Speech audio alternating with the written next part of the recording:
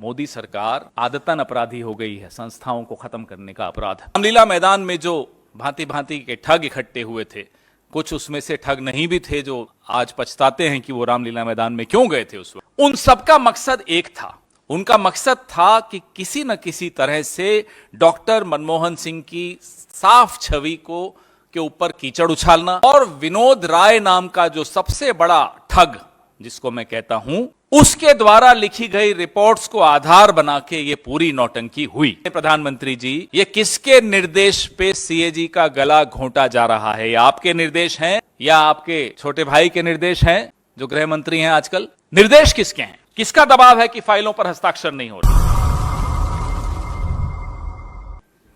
नवरात्रि का त्योहार चल रहा है, पावन सप्ताह है और रामलीला का भी मौसम चल रहा है। यहीं से कुछ दूर रामलीला मैदान है। आज से 10 साल पहले रामलीला मैदान में भांति भांति के ठग इकट्ठे हुए मंच पर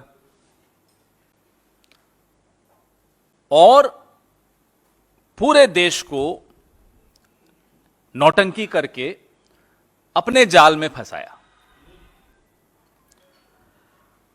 मीडिया 24 घंटे उसको कवरेज देता रहा। नेशन विथ अन्ना, मुझे याद है हेडलाइंस बड़ी बड़ी फ्लैश होता था, जैसे कि एक बहुत बड़ा एक जन आंदोलन बन गया, आजादी का आंदोलन बन गया। और उसका आधार क्या बनाया था? उसका आधार बनाया था सीएजी रिपोर्ट्स को, तथाकथित 2G, कोल,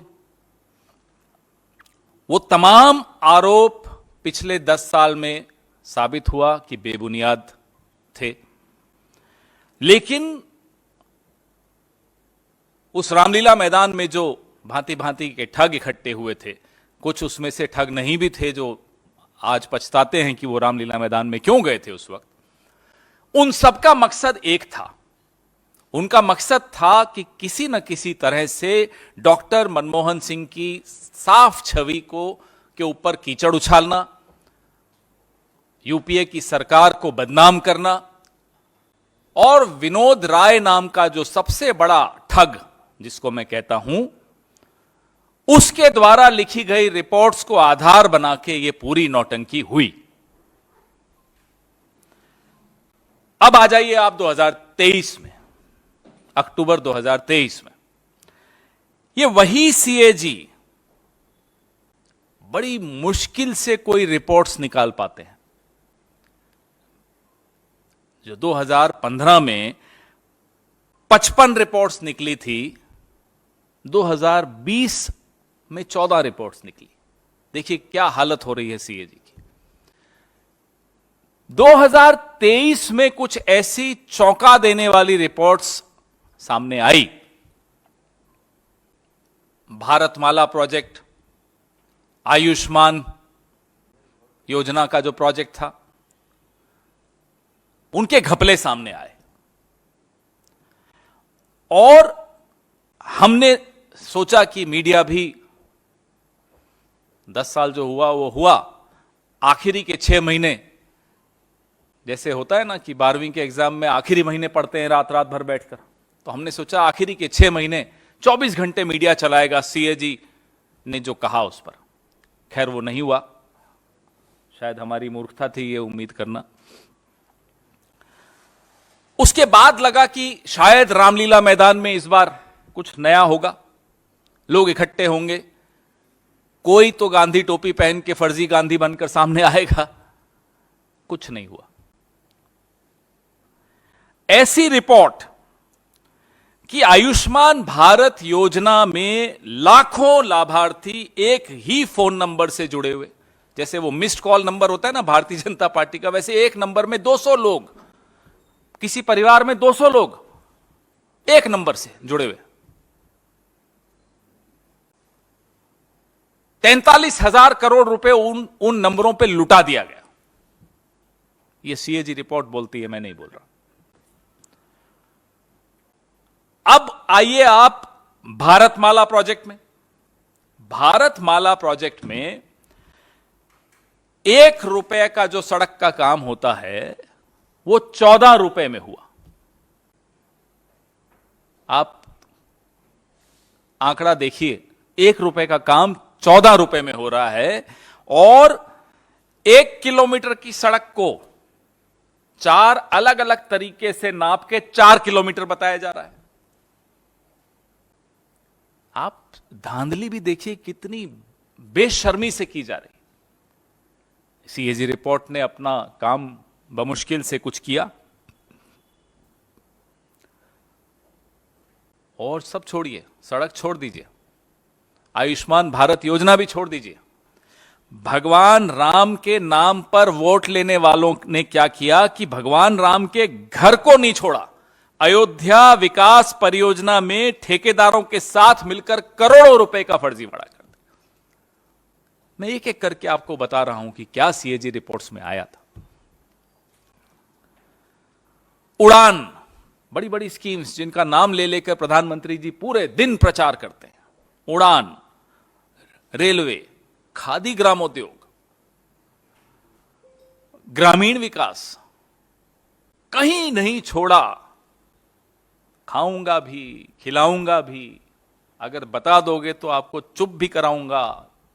अब क्या किया सीएजी के साथ मैं वो आपको बताता हूं। 3 अधिकारी कुछ दिनों के भीतर, ये रिपोर्ट के सामने आते ही कुछ दिनों के भीतर तीनों अधिकारियों को ट्रांसफर कर दिया गया। अतुराव सिन्हा, अब ये अतुराव सिन्हा जी भारतमाला परियोजना चरण 1, उसमें उन्होंने सीएजी रिपोर्ट के ये प्रभारी थे, जिसमें मैंने आपको बताया 1 रुपए की चीज 14 रुपए में कर दी। अब सिन्हा साहब को तुरंत हटाकर तिरुवनंतपुरम भेज दिया दिल्ली से, जाइए आराम कीजिए, बहुत काम कर लिया आपने। नंबर 2, दत्त प्रसाद सूर्यकांत शिरसाट, यह आयुष्मान भारत जो जन आरोग्य योजना प्रधानमंत्री जी ने जिसके बारे में बड़ा ढिंढोरा पीटा, उसके ये प्रभारी थे, ऑडिट के प्रभारी थे। इन्होंने भ्रष्टाचार को उजागर कर दिया, प्रधानमंत्री की प्रिय योजना के भ्रष्टाचार। इनको भेज दिया लीगल सेल में, जाइए आप वहां देखिए, बहुत हो गया। कुछ दिनों में सीएजी रिपोर्ट आने के बाद न आप कुछ बोले, न रामलीला मैदान से कोई आवाजें आई, न गांधी टोपियां पहनी गई। मोदी जी ने जो करना था कर दिया।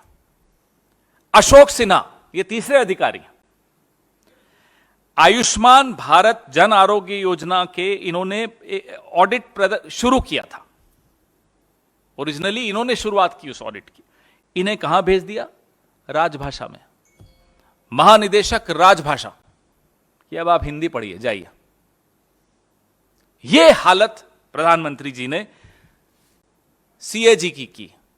अब जो सबसे चौंकाने वाला मामला है वो मैं आपको बताता हूं। सबसे चौंकाने वाली बात यह है, तबादला तो किया ही, अब एक मेल चली गई, ईमेल चली गई बंबई प्रधान महालेखागार के कार्यालय में कि साहब एक मेल आई है, तमाम ऑडिट फील्ड रिपोर्ट रोक दिया जाए। ये रही वो मेल। गला घोंटना इसको कहते हैं। इसे कहते हैं कैसे किसी संस्था का गला घोंटना कि आवाज नहीं निकले। यह सीएजी की हालत की है इन्होंने। हमारे सवाल है प्रधानमंत्री से, आपके नारे तो हमने बहुत सुन लिए। यह जमीनी काम सारा फील्ड वर्क बंद करने का आदेश किसके निर्देश पर दिया गया? तो मुर्मू जी की जो हालत आपने कर रखी है वो हमें मालूम है। जम्मू कश्मीर के राज्यपाल, में मुर्मू जी मतलब ये वाले मुर्मू जी, वो वाले नहीं, जम्मू कश्मीर के उपराज्यपाल थे, राज्यपाल थे। जब उन्होंने मांग की कि तुरंत चुनाव होने चाहिए, उन्हें हटा दिया गया। अब ये सीएजी हैं, 9 महीने का कार्यकाल बचा है। इन पर किस तरह का दबाव है कि अब वो हस्ताक्षर नहीं कर रहे नई रिपोर्ट्स पर, जब से ये रिपोर्ट्स आई हैं। हम ये जानना चाहते हैं प्रधानमंत्री जी, ये किसके निर्देश पे सीएजी का गला घोंटा जा रहा है? ये आपके निर्देश हैं या आपके छोटे भाई के निर्देश हैं जो गृह मंत्री हैं आजकल? निर्देश किसके हैं? किसका दबाव है कि फाइलों पर हस्ताक्षर नहीं हो रहे? हमारा दूसरा सवाल है कि जो घोटालों को उजागर करते हैं उन सीएजी अधिकारियों का तबादला क्यों किया गया, इसका जवाब इस देश को दीजिए। क्या इसलिए कि वो चुपचाप जहां आप कहते वहां साइन नहीं कर रहे थे? क्या इसलिए कि उन्होंने आपको आईना दिखाया? क्या इसलिए कि आपके तथ्य, आपकी सच्चाई, आपकी हकीकत पूरे देश के सामने रख दी गई? एक स्वायत्त संस्था पर यूं इस तरह से बुलडोजर चलाएंगे आप और देश चुपचाप देखता रहेगा, विपक्ष चुपचाप देखता रहेगा? ये हम बर्दाश्त नहीं करेंगे। इनमें से कुछ अधिकारी तो सिर्फ कुछ महीनों के लिए थे सीएजी में और उनको हटा दिया गया। मोदी सरकार आदतन अपराधी हो गई है संस्थाओं को खत्म करने का अपराध।